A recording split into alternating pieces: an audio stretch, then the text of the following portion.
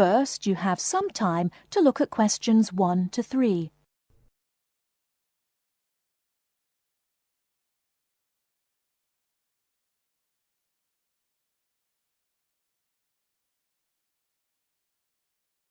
Now we shall begin. You should answer the questions as you listen, because you will not hear the recording a second time. Listen carefully and answer questions 1 to 3.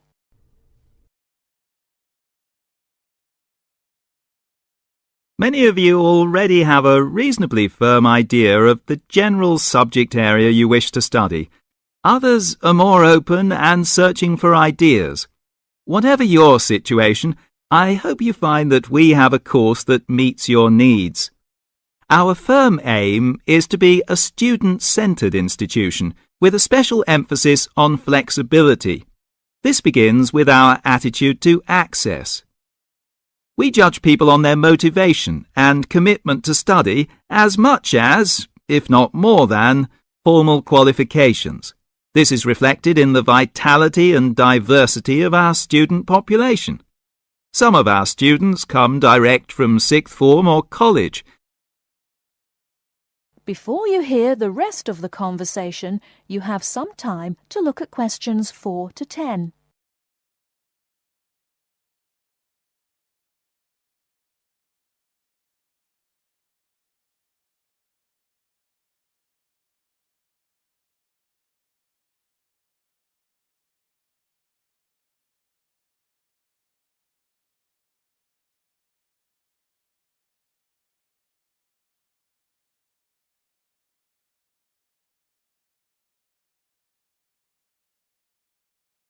Now listen and answer questions 4 to 10. Others are coming into higher education after a short or long gap from formal education. Some are seeking a specific set of skills with a particular job or profession in mind. Others are retraining or studying to give their careers a new direction or dimension. Some are learning about the very latest scientific, technological and commercial knowledge. Others are stretching their minds on sensitive environmental, social and cultural issues. Even a casual observation of the mix of our student body indicates that we're close to our aim of being a polytechnic for the whole community. To meet our students' needs, we have 500 academic and a further 500 support staff committed to good quality teaching, high standards, and sensitive and sympathetic student care. We have probably the longest experience of understanding and dealing with the differing needs of a diverse student population. I hope you'll find a suitable course at the Polytechnic College. If you want to come to the college and we consider you suitable, we'll do our best to find you a place. And when you're here, we'll work hard to make your experience enjoyable, stimulating, and educationally rewarding. That is the end of part 1. You now have half a minute to check your answers.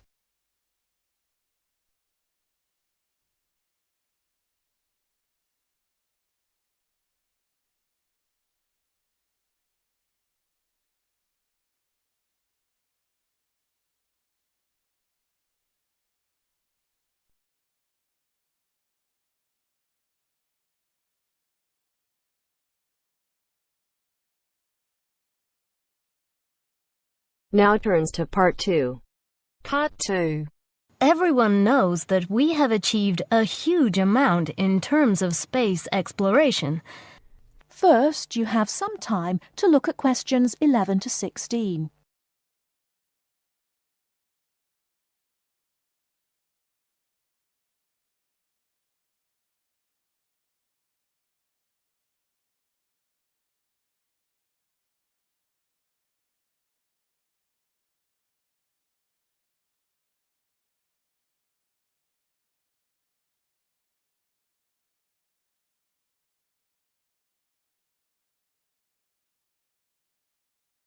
Now, listen carefully and answer questions 11 to 16.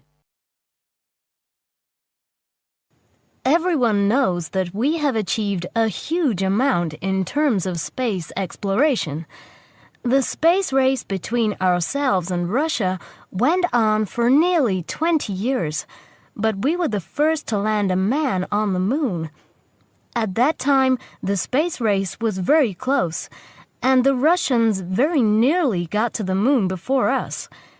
For me, the most exciting invention, and the invention that really showed we were ahead in the space race, was the reusable space shuttle.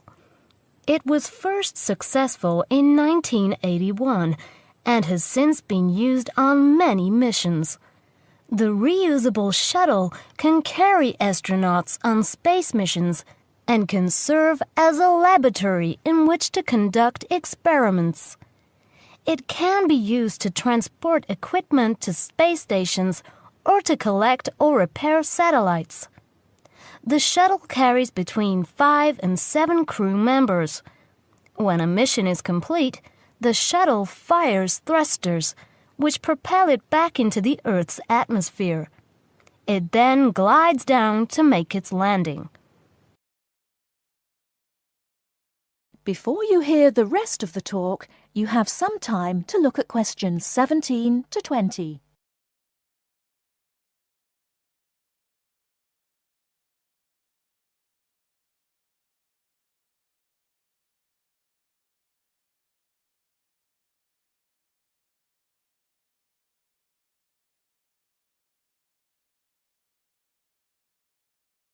Now listen and answer questions 17 to 20. Although the remains of very early ovens have been found in many parts of the world, it was here that they were first used frequently in people's homes. In ancient Greece and in other parts of Europe and Turkey, people used ovens to bake bread. But it seems there was only one large oven that everyone shared.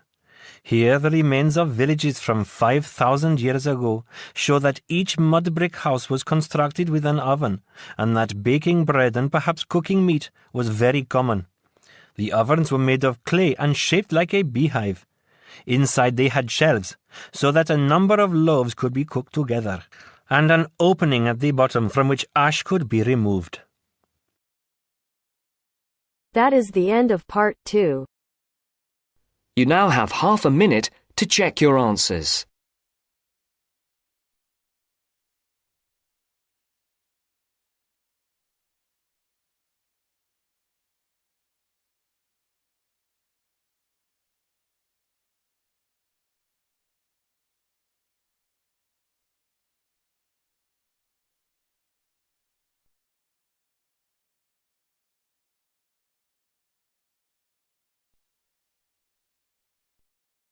Now turns to part 3. Part 3. You will hear 2 business studies students discussing a presentation they'll do on an article on working effectively in groups.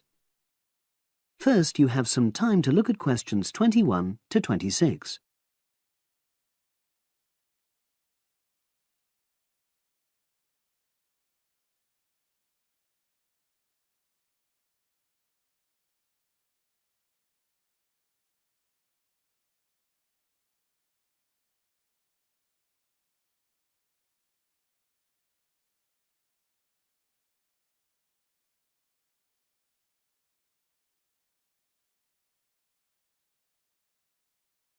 Now listen and answer questions 21 to 26. So, Brad, what did you think of the article on group work? Oh, hi, Helen. Yeah, it was pretty good, with helpful pieces of advice on how to make group work effective. I think we were lucky to be given such a straightforward text to present at the management skills seminar. Yeah. Actually, shall we discuss it now? Have you got time? Sure. It's only a 10-minute presentation, so we just need to explain and then give our views on the main points raised in the article. I'll jot down some notes. Right. So, there are 3 main sections. I suggest we start with listening. Yeah, effective listening in groups because it's not something that's frequently covered on courses in our field. No, and we should say that in the presentation. Yeah, and also effective listening's pretty simple, you know. I don't think it's hard to learn. Well, people think it's easy, but in my experience, most of us tend to be very lazy listeners. Okay, I wouldn't argue with that. Something I do think we should emphasize is the power of the listener's posture, gestures, etc., in making speakers feel respected. Not that you're just waiting for them to finish before jumping in with your own ideas. Uh-huh. Okay, right. The next section is on goal setting. Let's make sure we're clear what the article says on this. Yeah. Well, firstly, it says that all group members must be given time to explain their own goals. That's it, yeah. And then, did it say that the whole group should agree on common goals? That's a bit too strong. It's more that everyone's agendas should be equally acceptable. But it does say that goals have to be realistic, you know. Achievable within a particular time? You've got it. That's really what the article's saying. There isn't really any point in having ideals if group members know they won't come to anything within a reasonable period. So, I think a summary covering those points will be enough for that part of the presentation, don't you? Yep. Now, the last section is about conflict resolution. Actually, I thought it was the worst part of the article. Me too. I don't think it went into sufficient detail on the issue. Actually, I thought it devoted too much space to it, but that it was all rather boring, you know? It didn't mention some of the more radical theories. Absolutely. I found that really irritating. Right, and also I think it could have said more about conflict sometimes being healthy in groups. Absolutely. It just mentioned rather glibly about how we should avoid thinking of winners and losers, and that quick resolution of conflict is always desirable. Without explaining what these terms mean? Well, it gives quite detailed definitions, but doesn't develop a proper argument. Right. So, for the presentation, I think we just give some definitions and then explain what we felt were the weaknesses in the article's treatment of conflict resolution. Yeah, good. Now you have some time to look at questions 27 to 30.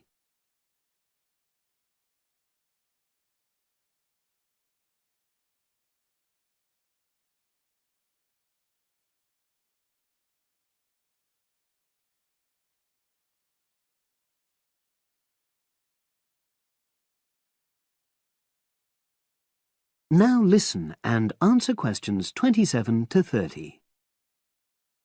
So, let's think about what we have to prepare for the actual presentation. Well, I suppose we'll use PowerPoint, but I'm hopeless at using it, especially if it has any visuals. I really have to look into doing a course on it because I know I'll need it in the future. Don't worry, I'm quite happy using PowerPoint and I'll put it together when everything else is ready. That's a relief. But yes, do that later. Okay. Now, I heard the tutor saying we have to include some well-chosen quotations from the article. I'm not sure if we do. I'll email him to find out. No need, I can just have a look at the specs he gave us when he set the task. That'll be quicker. But the tutor definitely said we have to prepare a handout to go with the talk. I'm not really sure how we do that. Sarah did one last year. Who's she? She's doing the same option as me on marketing. I'll ask her advice on what to include. Great. So that just leaves the bibliography at the end. I suppose it'll mainly be articles. Yeah. So we'll just look on the web, and we can leave that till later. But we've been advised against that? Well, we could have a look through some journals in the library. I think we should start by looking through module handbooks. I think that'll give us some good leads. Yeah, you're probably right. So that's all the topics.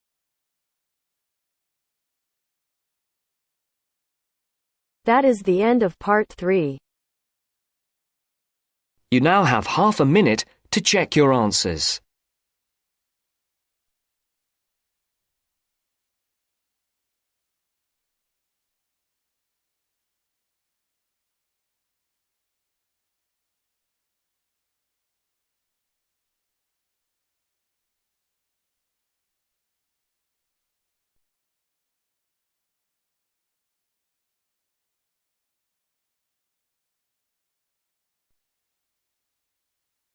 Now turns to Part 4.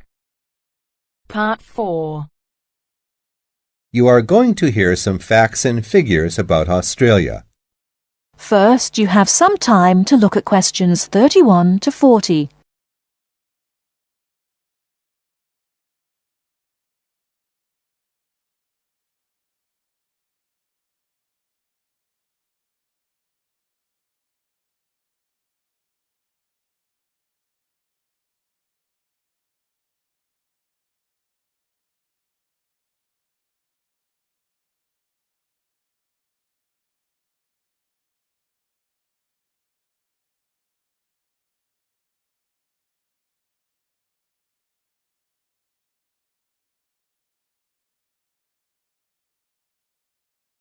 Now, listen carefully and answer questions 31 to 40. Now, I should tell you that the country of Australia is made up of 6 states and 2 territories. These are the Australian Capital Territory, New South Wales, the Northern Territory, Queensland, South Australia, Tasmania, Victoria, and Western Australia. The national capital is Canberra. Right, let's turn to the Australian economy. Australia has a prosperous Western-style capitalist economy. Australia is a major exporter of agricultural products, minerals, metals, and fossil fuels. Commodity prices have a big impact on the economy. Australia suffered from the low growth and high unemployment typical of the OECD countries in the early 1990s, but the economy has expanded at reasonably steady rates in recent years. In addition to high unemployment, short-term economic problems include how to balance output and inflation and how to stimulate exports. The economy is made up like this: agriculture, 3.1%, industry, 27.7%, services, 69.2%. The labor force has a similar pattern. The total labor force is 8.2 million. 34% work in finance and services, 23% work in public and community services, 20% work in the wholesale and retail trade, 17% work in manufacturing and industry, and 6% work in agriculture. What are the chief industries of Australia? They are mining, industrial, and transport equipment, food processing, chemicals, and steel. What are Australia's main agricultural products? They are wheat, barley, sugarcane, fruit, cattle, sheep, and poultry. And who do we sell our products to? At present, our chief export market is Japan, which takes 24% of our exports. After that, South Korea takes 8%, and New Zealand and the U.S. each take 7%.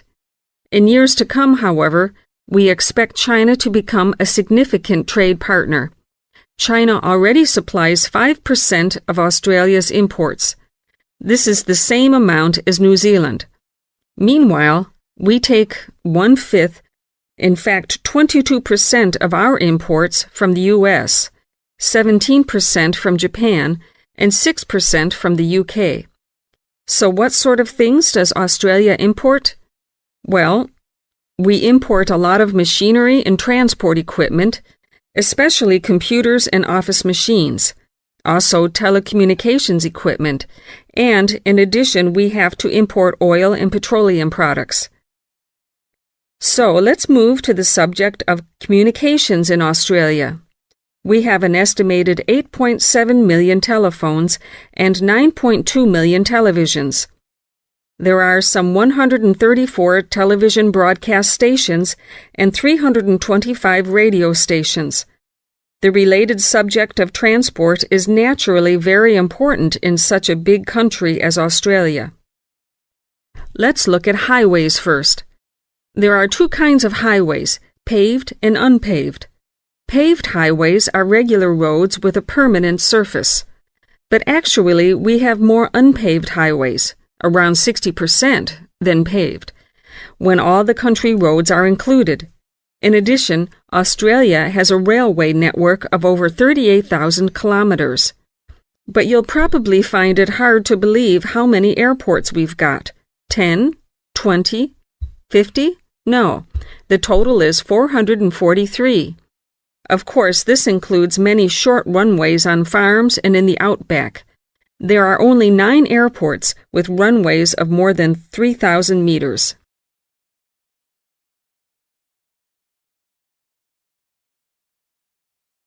That is the end of part 4. You now have half a minute to check your answers.